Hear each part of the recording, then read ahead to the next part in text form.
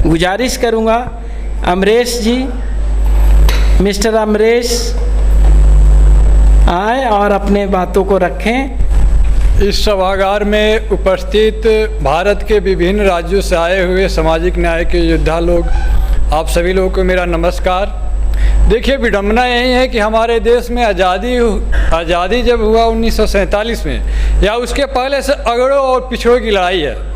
और जो हमारे देश में कांग्रेस हो या बीजेपी, इनका एक ही मोटो है, पिछड़ों को तोड़ो, दलितों को तोड़ो, धर्म के नाम पे सबको फोड़ो और अपना मलाई काटते रहो।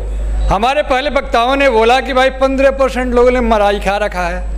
अब भाई मलाई काहे नहीं खाए हूँ, उनका आदत है, चस्का लग गया है कि मलाई खाना। कुछ दिन पहले हम यहाँ बिहार सरकार के मिनिस्टर आए थे, अशोक चौधरी जी, बाई कास्ट कुशवाहा हैं, हम भी कुशवाहा हैं। उनसे हमारी मुलाकात एक जातीय स्तर पे हुई, तो उन्होंने बोला कि यादव पटेल जो मलाई का, जो राजनीति का मलाई जो चख लिया है, लो छोड़ना नहीं चाहता है। हमने बोला कि सर आपको रोका किसने है? किसी ने हाथ पकड़ कर तो रोका नहीं है। उत्तर प्रदेश में बीजेपी आई, केशव प्रसाद मौर्य को भी डिप्टी चीफ मिनिस्टर बनाया, अभी हार गए, फिर भी बनाया। लेकिन समस्या यहाँ है कि भाई हम कब तक हमको कोई बनाएगा और हम कब तक याचना करेंगे कि आप हमें दीजिए। हम राजभर समाज से आते हैं, हम निषाद समाज से आते हैं, हम पासवान समाज से आते हैं। अभी अनवर साहब कहे थे हम पासमानदा समाज से आते हैं। अरे भाई, हम जात की बात नहीं, हम जमात की बात करते हैं कि हमारी जनसंख्या 80% है। बिहार के पूर्व मुख्यमंत्री जो कर्पूरी ठाकुर साहब थे, उन्होंने 14% आरक्षण किया। उनका एक हम भद्दा शब्द कहना नहीं चाहते हैं, सो कॉल्ड अपर कास्ट के लोग कहते थे कर्पूरिया के माई नौकरी भी आई। ये बहुत गलत शब्द है, बोलना नहीं चाहिए। लेकिन यही चीज़ हमारे देश के यूनिवर्सिटी जुडिशियरी आए दिन होता है। आप जाइए दिल्ली विश्वविद्यालय में कि जो ड्यू है, ड्यू के जितने कॉलेज है, उसके बाद जेएनयू है, या भारत के जितने 14 सेंट्रल यूनिवर्सिटी है, वहाँ आपका कास्ट देखा जाता है, उसके बाद क्लास देखा जाता है। अगर आप ओबीसी में हैं या दलित समुदाय से आते हैं, किसी मिनिस्टर या माननीय सांसद जी लोग के घराने के हैं, तब तो पैरवी पे हो जाएगा। नहीं तो यहाँ बोला जाता है ड्यू में, भाई ओबीसी से आता है, ये पीजी करने आया है, इसको 30 नंबर नहीं देना है, इसको 2 से 3 नंबर देना है। आपका सारा मेरिट आपके जात के नाम और आपके धर्म के नाम पे सीमित हो जाता है। कि आप ओबीसी से आते हैं, SC ST से, मुसलमानों की तो खैर पूछना ही नहीं है। मुसलमान को कौन पूछता है इस देश में? जब इस देश का प्रधानमंत्री और मुख्यमंत्री कहता है 80-20 की लड़ाई है, आप देख लीजिए कपड़ों से पहचान हो जाता है। हमारे देश में 20 करोड़ मुसलमान हैं। आप बताइए कि उनकी कपड़ों के से हम ही कह दें कि ये तालिबानी है, ये पाकिस्तानी है, ये अफगानी है। आप कलाम को तो बोल दीजिए कि वो भी तो तालिबानी थे। तालिबानी उनको भी बोलना चाहिए ना। मुसलमान अगर राष्ट्र हित में कुछ काम करता है, जब तक आप सर्टिफिकेट नहीं दे देते हैं, तब तक वो आतंकवादी होता है, जिहादी हो जाता है। और जहाँ तक रही हमारी पिछड़े समाज की बात, जाति जनगणना की बात पे हम आते हैं। लोग कहते हैं जाति जनगणना कराया जाए। भाई क्यों कराएंगे जनगणना?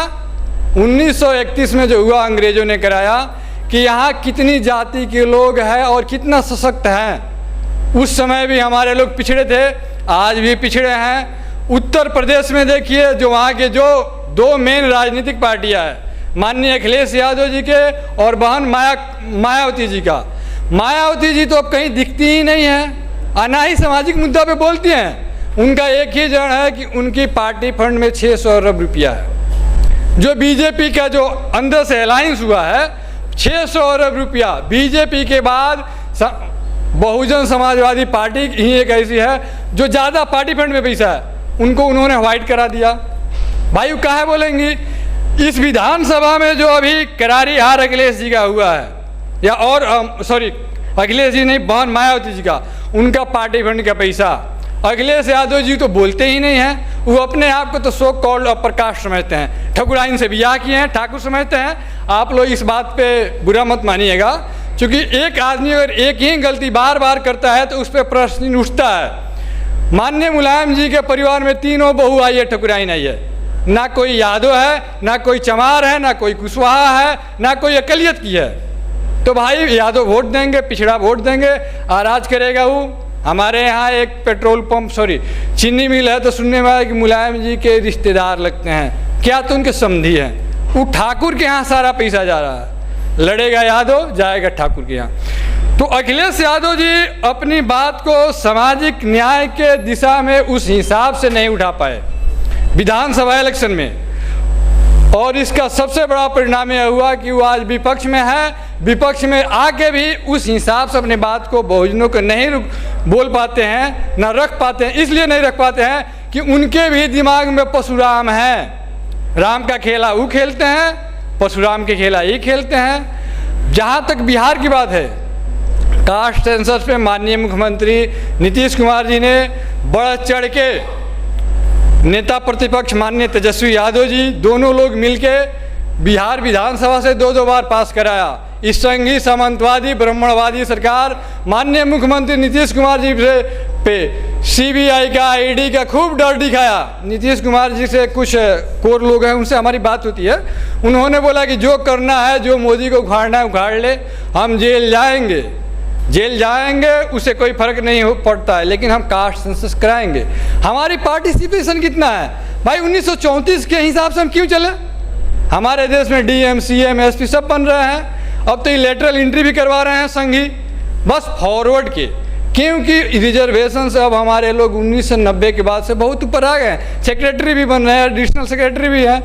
भाई लेटरल एंट्री से अब हम दलितों को बैठाएंगे अपने साथ में, दलित बैठेंगे कैबिनेट सेक्रेटरी जो प्रधानमंत्री कार्यालय में बैठता है, कोई मुसलमान बैठेगा, ओबीसी बैठेगा नहीं। अब इनका अंगूठा कैसे काटे? हम लेटरल एंट्री से घुटाए और अपने लोग को घुसाए।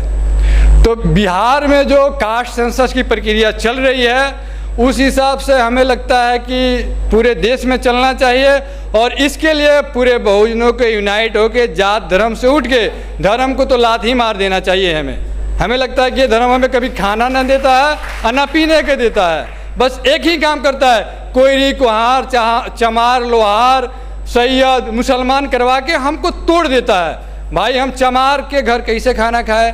हम यादव हैं, हम भूमिहार के घर खाना खा सकते हैं, लेकिन पटेल के घर खाना नहीं खा सकते हैं, क्योंकि हमें पटेलों से बहुत दिक्कत है। वो भी चीफ मिनिस्टर हैं और हम 15 साल से चीफ मिनिस्टर नहीं हैं। ये धर्म और जात पात का जो कीड़ा है हमारे समाज में बहुत फैला हुआ है। इस हिसाब से हमें जात को छोड़ के जमात की बात करना चाहिए।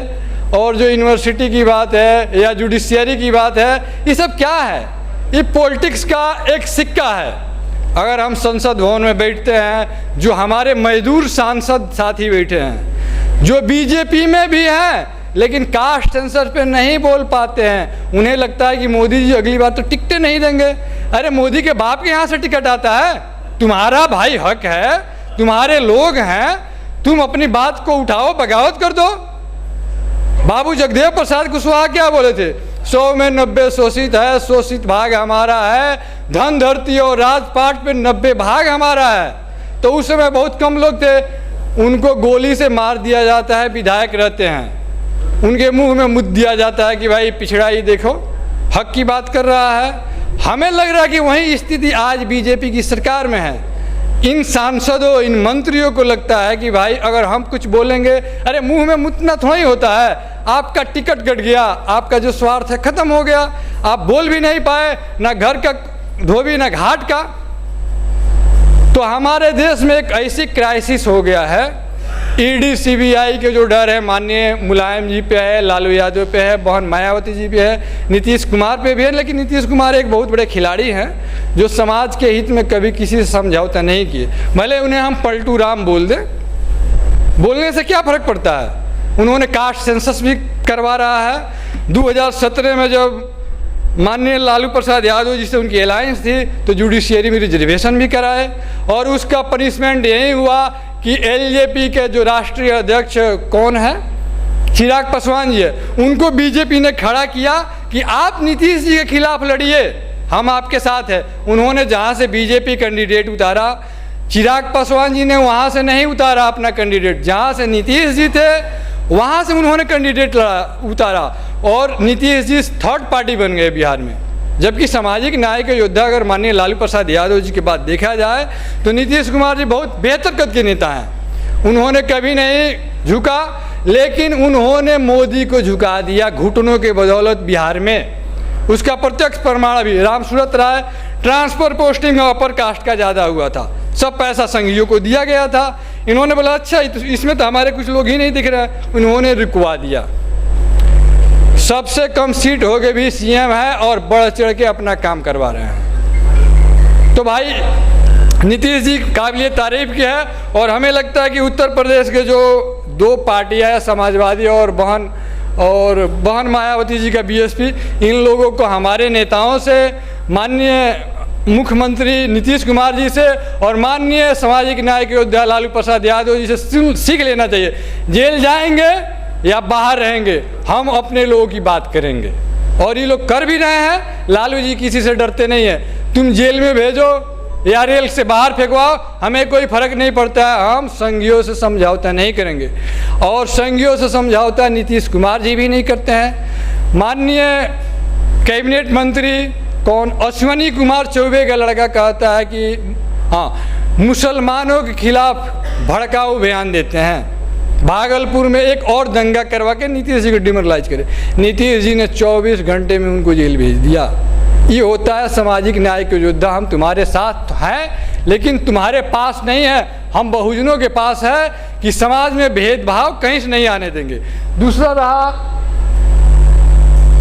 Ballot paper. ये बैलेट पेपर पे इलेक्शन क्यों कराएंगे? इनका एक ही मोटो है, जितनी क्षेत्रीय पार्टी जो 1990 के बाद से उभरी है, जो संसद में बात उठा के मंडल कमीशन के बात को रखवाया भी, लागू भी करवाया और हमारे यूनिवर्सिटी में जितने और क्या बोलता है सरकारी सिस्टम में बैकवर्ड दलित के लोग हैं, उन मसीहा के योगदान के बदौलत ही हैं। ये लोग चाहते हैं कि अब इन क्षेत्रीय पार्टियों की जो आवाज़ है उसको बंद हम बैलेट से नहीं ईवीएम से कर रहे हैं। ईवीएम में ये लोग इस हिसाब से कैच कर लिया है कि अखिलेश जी सत्ता विपक्ष में रहेंगे लेकिन इनको उतना ही सीट दिया जाएगा जितना विपक्ष में रह पाए। लालू जी को उतना ही सीट दिया जाएगा जितना विपक्ष में रह पाए। इस सरकार में आएंगे तो फिर बहुजनों की बात उठाएंगे और हमारा जो मलाई खाने वाला सिस्टम है, जो चाहे वो लेटरल एंट्री हो या जुडिशियरी की बात है, हमारे लोग नहीं रहेंगे। तो फिर भाई जब नहीं रहेंगे तो बहुजनों की तो भाई बोलबाला हो जाएगा। जो 90 के बाद हुआ था ये धीरे धीरे ख़त्म कर रहे हैं। तो बैलेट पेपर की जो बातें हैं आप लोग हमसे ज़्यादा समझदार हैं, उठा भी रहे हैं। सुप्रीम कोर्ट में कई केस ईवीएम के चल रहे हैं लेकिन जो भी वहाँ पे बैठे हुए जस्टिस लोग हैं, वो संघी लोग हैं, वो नहीं चाहते हैं कि इस पर ज़्यादा कार्रवाई हो। और हमसे जो भी गलती हुआ आप लोग माफ़ कीजिएगा। जय हिंद, जय भारत, जय मंडल।